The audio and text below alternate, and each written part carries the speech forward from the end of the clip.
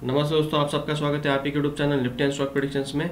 दोस्तों, हर बार की तरह हमें और एक स्टॉक का रिक्वेस्ट आया था कि सर आपका यहाँ पे व्यू शेयर किया जाए इस स्टॉक के बारे में। स्टॉक का नाम है दोस्तों बजाज स्टील इंडस्ट्रीज लिमिटेड। इस स्टॉक का हम एनालिसिस करने वाले, टेक्निकल एनालिसिस करने वाले। दोस्तों, फंडामेंटल ये स्टॉक अभी फ़िलहाल तो ठीक दिख रहा है मुझे, और मैंने ऑलरेडी इसका फंडामेंटल देखा है, इसलिए हम सिर्फ टेक्निकली ही देखने वाले। अगर आपको फंडामेंटल और डिटेल इसका एनालिसिस करना रहेगा तो हमने इसके ऊपर बहुत सारे वीडियोस बनाए, कौन से पैरामीटर आपको देखने हैं, उसी हिसाब से आपको वो पैरामीटर अगर आपके इसमें रेंज में बैठते तो डेफिनेटली स्टॉक अभी भी फिलहाल फंडामेंटल में है, अच्छा है, ऐसा आप सोच समझकर चल सकते हैं। तो अभी यहाँ पे हम टेक्निकली देख लेते हैं, टेक्निकली क्या व्यू बन के आ रहा है। दोस्तों, यहाँ पे हम बड़े टाइम फ्रेम पे जाएंगे, मंथली टाइम फ्रेम पे देखेंगे कि क्या व्यू। दोस्तों, स्टॉक देखोगे तो स्टॉक में बहुत ही बड़ा मोमेंटम आया है आफ्टर। यहाँ से देखोगे कि 2003 से स्टॉक एक रेंज में ट्रेड कर रहा था 200 से लेके 25 के बीच में, और ये 2020 कोरोना के टाइम भी 83 लो मारा था इसने। और वहाँ से आप देखोगे तो ये बॉक्स स्ट्रैटेजी बनता है दोस्तों, हमेशा की तरह। ये बॉक्स स्ट्रैटेजी को इसने जैसे ही ब्रेकआउट दिया, इसका आप सोच नहीं सकते दोस्तों इसने हाई कितना मारा है। लगभग 1600 हाई मारा है स्टॉक ने। 83 रुपीज़ का स्टॉक अगर 1600 जाता है तो डेफिनेटली कहीं ना कहीं तो प्रॉफिट बुक करना ही चाहिए। अगर जो करते नहीं तो वापस वैसे ही होता है। यहाँ से वापस इसने 486 लो मारा इन जुलाई 2022। उसके बाद यहाँ से वापस इसने हाई मारा 1600 के आस अभी रिसेंट में। तो यहाँ पे क्या व्यू बन के आ रहा है दोस्तों, यहाँ पे कुछ पैटर्न है अच्छे दिख रहे हैं। सोच रहा था आपके साथ शेयर करूं, आपके सामने लाइव टेक्निकल एनालिसिस किया जाएगा। यहाँ पे एक रेजिस्टेंस बन के आ रहा है दोस्तों। यहाँ पे देखिए, ये बड़े टाइम फ्रेम पे एक पैटर्न मुझे दिख रहा है, और पैटर्न का नाम आपको पता है, कर्व एंड हैंडल पैटर्न। दोस्तों, इसने ब्रेकआउट तो दिया था लेकिन कन्फर्मेशन नहीं मिला। इसलिए हमेशा मेरे हर एक वीडियो में बोलता हूँ दोस्तों, conformation is very important.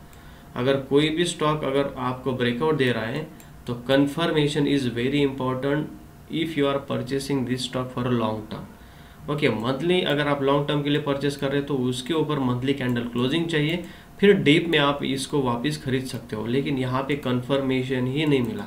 Breakout तो अच्छा दिया, वॉल्यूम भी अच्छे थे, लेकिन ब्रेकआउट के बाद इमीडिएटली रिवर्स हो गया। ओके, ये मंथली टाइम फ्रेम पे अगर जिन्होंने खरीद रखा रहेगा इस लेवल पे, उनका लास्ट एसएल में बोलना चाहूँगा 1105। अगर 1105 के नीचे अगले एक महीने के अंदर क्लोजिंग दे देता है दोस्तों, निकल जाना पड़ेगा आपको, नहीं तो ये स्टॉक वापस 700, 800 और 500 की तरफ जा सकता है। ओके दोस्तों, ये मेरा व्यू बता रहा हूँ। ऐसा ही हो सकता है क्या? नहीं, मार्केट के सिचुएशन के ऊपर डिपेंड है, कंपनी के फंडामेंटल्स के ऊपर डिपेंड है, as well as in future market क्या सिचुएशन में आ सकता है, उसके बिहेवियर पे स्टॉक्स भी काम करते हैं दोस्तों। ठीक है, तो यहाँ पे वीकली देख लेते हैं, वीकली क्या व्यू बन के आ रहा है।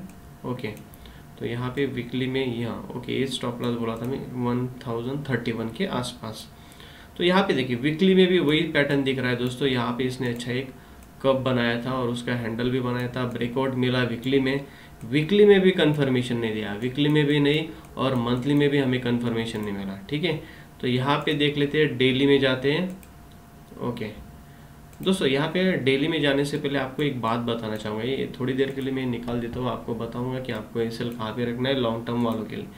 यहाँ पे एक रेंज में काम कर रहा था, देखिए ये रेंज का जैसे ही ब्रेकआउट मिला वैसे ही स्टॉक ऊपर गया। ओके, तो उसके बाद इसने लेवल 1117 से लगभग यहाँ पे आप टारगेट देखोगे तो हमेशा बोलता हूँ दोस्तों, एक टारगेट कुछ ना कुछ तो फिक्स करना पड़ेगा आपको। यहाँ से 35% टारगेट दिया, हमारा टारगेट हमेशा 20-25% रहता है।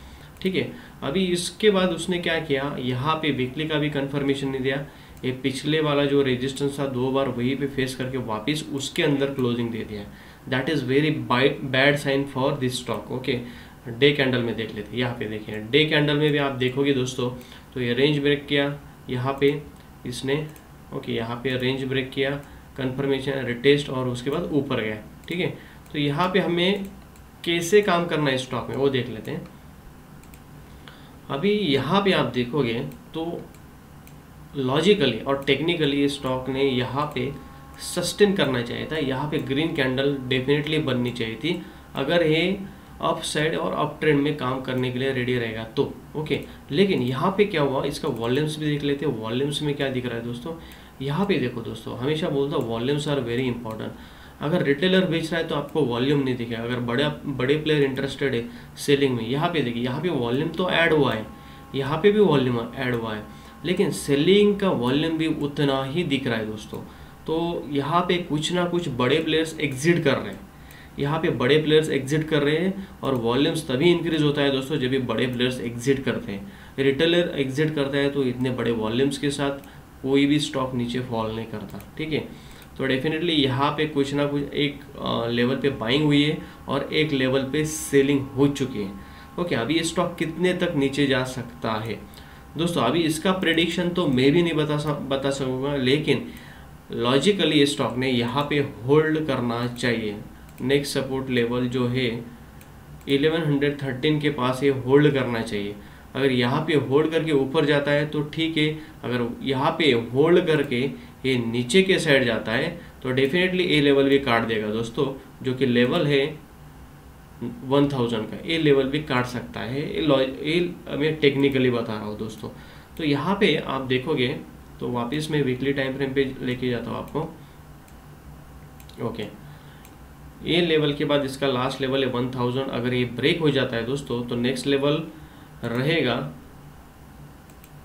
750 तक जा सकता है। फिर तो आपको आपके हिसाब से देखना है, जिसने बाइंग किया है तो वो उनको एग्जिट करना है या होल्ड करना है दोस्तों। मैं सिर्फ व्यू बताऊंगा। अगर लेवल्स होल्ड नहीं कर रहा है स्टॉक दोस्तों, क्या होता है पता है कि हम हर एक रिटेलर रहने दो या मेरा खुद का भी रहने दो, हम क्या सोचते हैं कि हाँ आ जाएगा यहाँ से ऊपर, यहाँ तो इतना तो मैंने लॉस ले लिया है, इतना लॉस क्यों लूँ मैं, तो वेट करते कम से कम मैं कॉस्ट टू कॉस्ट निकल जाएगा। दोस्तों इमोशनली मार्केट में काम नहीं करना है, हमें प्रैक्टिकली सोचना है। हमारा चार्ट क्या बता रहा है, हमें चार्ट के हिसाब से काम करना है। मेरा चार्ट मुझे बोल रहा है कि हाँ भाई ये स्टॉक नीचे जा रहा है तो भी मैं होल्ड कर रहा हूँ, तो मैं इमोशनली उस स्टॉक के साथ काम कर रहा हूँ। दोस्तों इमोशनली काम नहीं करना है, साइकोलॉजी आपकी चेंज हो जाती है।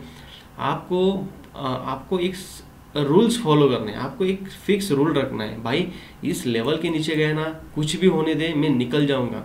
उसके बाद ये 1000% भी ऊपर चला गया मुझे कुछ फर्क नहीं पड़ेगा, ठीक है। तो यहाँ पे आप देखोगे तो वीकली भी वॉल्यूम्स में आपको दिखाना चाहता हूँ दोस्तों। वीकली वॉल्यूम्स देखिए, वीकली वॉल्यूम ज़बरदस्त बड़े as compare to the buying. मतलब यहीं पे इस लेवल पे कहीं तो बाइंग हुई है और इस लेवल पे सेलिंग हो चुकी है दोस्तों। तो यहाँ पे हम इसके नेक्स्ट लेवल देख लेंगे। अगर इस लेवल के पास आता है तो दोस्तों यहाँ से इस लेवल से रिटर्न होना चाहिए स्टॉक। अगर नहीं होता, होल्ड नहीं करता और 1000 को भी ब्रेक कर देता है तो डेफिनेटली वहाँ से 20-30% और फॉल देखने को मिल सकता है। तो यहाँ पे डेली टाइम फ्रेम पे वापस जाते हैं। ओके, डेली टाइम फ्रेम पे देखें, डेली टाइम फ्रेम पे ज़बरदस्त यहाँ पे सेलिंग दिख रहा है। पिछले एक हफ्ते में एक हफ्ते में ये स्टॉक 21% गिरा है दोस्तों, 21%। तो उसी हिसाब से आपको देखना है कि आपको कैसे काम करना है। तो दोस्तों यहाँ पे हमने प्राइस एक्शन के हिसाब से तो देख लिया है, लेकिन हमारा जो इंडिकेटर्स है वो इंडिकेटर्स क्या बताए वो देख लेते। पहले हमारा EMA क्या बता रहा है वो देख लेते हैं दोस्तों। 2044 यहाँ पे अभी एक थोड़ी पॉजिटिव बात हमें दिख रही है कि अभी ये वीकली 20 पे आया है, वीकली 20 पे आया है। अगर यहाँ पे होल्ड नहीं करता दोस्तों तो ये यहाँ से कम 1100 तो जाना ही चाहिए, 1100 तक जा सकता है। लेकिन ये अगर ये 2044 को भी क्रॉस कर देता है दोस्तों, निकल जाता है, इसलिए अगले एक हफ्ता आपको देखना है। अगर अगला एक हफ्ते के अगर इस लेवल के नीचे क्लोजिंग दे देता है दोस्तों तो स्टॉक डेफिनेटली नीचे के साइड जाने के लिए रेडी रह सकता है। तो उसी हिसाब से आपको ट्रेड प्लान करना है। ये वीकली हो गया, डेली देख लेते हैं दोस्तों यहाँ पे डेली ऑलरेडी 20 के नीचे भी क्लोजिंग दे दिया है और 44 के नीचे भी क्लोजिंग दे दिया है। सो यहाँ भी अगर 50 के नीचे अगर ट्रेड कर रहा है, 44 के नीचे ट्रेड कर रहा है तो स्टॉक बेयरिश हो सकता है, डाउन ट्रेंड में जा सकता है। तो यहाँ पे हमने हमारे जो एक इंडिकेटर है मूविंग एवरेज का तो देख लिया है, RSI का भी देख लेते हैं दोस्तों। RSI क्या बोल रहा है? ओके, RSI दोस्तों कम्प्लीटली बेयरिश दिख रहा है। बेयरिश मतलब नो ट्रेडिंग जोन में दिख रहा है इसमें डेली टाइम फ्रेम में। वीकली में देखते हैं दोस्तों, वीकली में है ये भी नो ट्रेडिंग जोन में बिलो 60 चला गया है, और मंथली देखोगे तो ये भी बिलो 60 चला गया है दोस्तों। तो ये डेफिनेटली अगर ये बिलो 60 चला गया है तो मंथली कम से कम वापस 45 तक टेस्ट कर सकता है, वीकली 40 तक आ सकता है दोस्तों वापस, और डेली 25-30 तक आ सकता है, 25-30 तक आ सकता है। तो उसे जिनको फ्रेश बाइंग 5 to 10% के लिए बाइंग करना है दोस्तों, RSI के 20-30 इस लेवल और वीकली 40 का देखिए, 40 आते हैं आप वहाँ पे फ्रेश बाइंग कर सकते हैं, लेकिन वहाँ पे भी आपको एसएल लगाना है, वो एसएल के साथ फॉलो करके आपको ट्रेड में एंट्री करनी है, वहाँ से ज़्यादा नहीं 5 to 10% आपको स्टॉक में एंट्री करके वहाँ से निकल जाना है। तो दोस्तों यहाँ पे हमने टेक्निकली तो देख लिया है, स्टॉक अभी थोड़ा डाउन ट्रेंड में दिख रहा है, लेवल्स मैंने बता दिए, लेवल्स के हिसाब से देखिए मेरा जो व्यू था मैंने आपके साथ शेयर किया है। लेवल्स इंपॉर्टेंट रहते हैं, क्यों इंपॉर्टेंट रहती है वो हर एक वीडियो में मैंने आपको अच्छी तरह से समझा है।